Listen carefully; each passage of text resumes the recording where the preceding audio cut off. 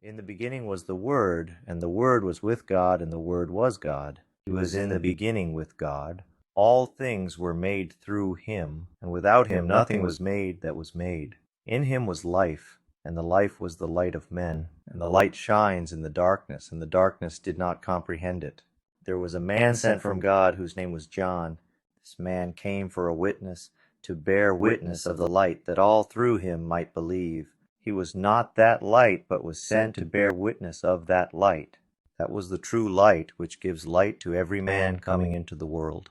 He was in the world, and the world was made through him, and the world did not know him. He came to his own, and his own did not receive him. Hey there, friends.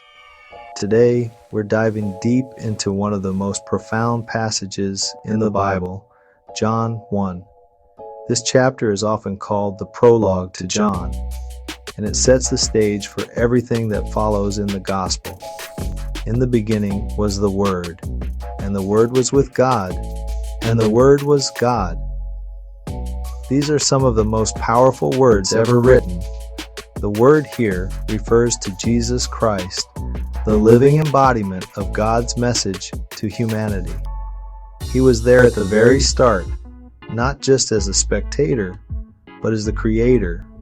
All things were made through Him, and without Him, nothing was made that was made. Take a moment to let that sink in. Everything we see, everything we experience was made through Him. Life itself flows from Him, and that life is described as the light of men.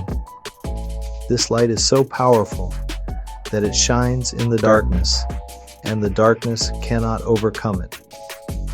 This is a comforting reminder that no matter how dark our circumstances may seem, the light of Christ is always there, shining brightly. John the Baptist is introduced next, a man sent by God to bear witness to this light, so that through him all might believe. John was not the light, but came to testify about the light. His role was to prepare the way for Jesus, to make straight the paths, and to call people to repentance. Now here's a poignant part. He was in the world, and the world was made through him, and the world did not know him. He came to his own, and his own did not receive him.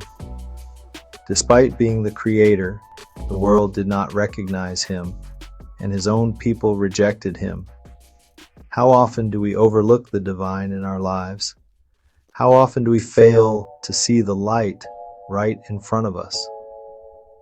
John 1 reminds us of the eternal nature of Christ, his role as Creator, and the light he brings into our lives. As we reflect on these words, may we open our hearts to his light and let it guide our path. Thanks for tuning in, and may God bless you. In the comments, share how this passage has impacted your life. Until next time, keep seeking the light.